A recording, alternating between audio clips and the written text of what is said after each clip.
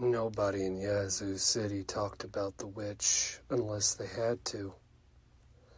Even when they did, they would never speak of her name. She would just go as her. Most people, that was easy for them, just pretending. The swamp sat far enough out that you could just pretend it wasn't there. Build your house facing the other direction. Work land that stayed dry. You could raise your family without ever seeing the tree line where the ground turned black and soft. But for some men, that wasn't a luxury. That surely wasn't a luxury for Elias Carter. His farm backed right up against that swamp. Elias inherited the land from his father. He had gotten it from his father before him. It wasn't good land. Not really. It was too wet in places, too stubborn in others, but it was theirs, and that was what mattered to him. He worked it the way his father had, up before sunrise, coffee strong enough to bite back, long hours in the field, hands always dirty, always busy. Corn, mostly, was what he grew. Some livestock on his farm. Enough to get by. And after years, that's all it was. Work, land, in the same monotonous routine. That's when things started to shift. It began with the chickens. 3 of them gone one morning. No feathers, no blood, they just disappeared. Elias figured it was a fox, maybe a raccoon. Something small enough and clever enough to slip in and out without leaving anything behind. He patched the coop, reinforced the latch, and the next night, he lost 5 more. That bothered him a lot. Not because of the loss, he dealt with worse, but because of how it happened. The coop door was latched from the outside. He didn't say anything to his wife, Mary. Didn't see a reason to worry her over something that he hadn't figured out yet. Instead, he set a watch. He sat out there the next night, just past the fence line, shotgun resting on his lap. The air was thick, heavy with the kind of humidity that Mississippi brings, the kind of humidity that you sweat as soon as you get out of the shower.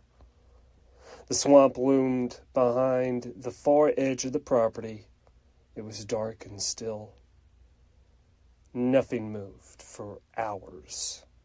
Not a breath of wind. Just the slow crawl of time.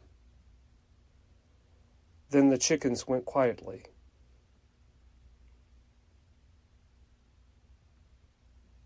Not loud, not panicked, just silent, as if they shut up all at once. Elias Carter leaned forward, locked his eyes on the coop. "All right," he muttered under his breath. "Let's see you." The door creaked, slow, like someone was opening it carefully. Elias stood raising his shotgun. "Hey!" The door stopped moving. It was hung there half open, and then it opened the rest of the way. Elias stepped closer. Inside the coop, something shifted. Not the frantic movements of animals, something more deliberate. He moved closer, close enough to see inside, and that's when he realized all his chickens were gone. Something was crouching inside instead. At first, his mind made it into something normal, like a large animal, maybe a dog. But the shape wasn't right. It was too long and thin. It unfolded. That's the only word he could use for it. It unfolded itself, like it had been packed into a space too small for its body, and now was stretching back into itself. Limbs extended, crack upon crack, and the back of this thing straightened, its head lifted. Elias didn't move, and he surely didn't breathe. The thing inside the coop turned towards him. Its face, he never described it the same way twice. Sometimes it looked like a woman. Other times he said it didn't look like anything human at all. But the one thing he never changed was the smile. It stepped out of the coop, not walking, but dragging a leg behind it. In terror, Elias fired. The blast tore through the night, echoing across the field. The thing jerked, but didn't fall. Didn't even slow down its ponderous walk out of the coop. It just looked at him, head tilting slightly, like it was curious. Then it spoke. "You took from me." The voice sounded wrong, like it hadn't been used in a long time. Elias stumbled back, fumbling to reload. "What the hell are you?" It took another step forward, dragging closer. "Mine." The final word stretched, was warped. Elias turned and ran. He didn't stop until he reached the house, slamming the door behind him, locking it, and then locking it again for good measure. Mary came rushing into the bedroom. "What happened?" He shook his head. "Something's out there." She frowned. "A coyote?" He didn't answer right away. He didn't know how to. "No," he said, "not a coyote." That night neither of them slept, and by morning Elias convinced himself that it hadn't been real. Almost. Until he went back outside, and the coop was open, just like before. And in the dirt there were tracks. One set looked normal. Boot prints, his own from the night before. And then the other set, dragged. A long groove in the dirt, like something had been pulled. Or something had been dragging itself forward. From the coop all the way to the edge of the swamp where the tracks stopped. Elias followed them. He didn't plan to. He didn't even realize he was doing it at first, just step by step, drawn into the tree line. The ground softened under his boots. The air was heavier, stiller. And then he saw it. A clearing. A small, sunken clearing.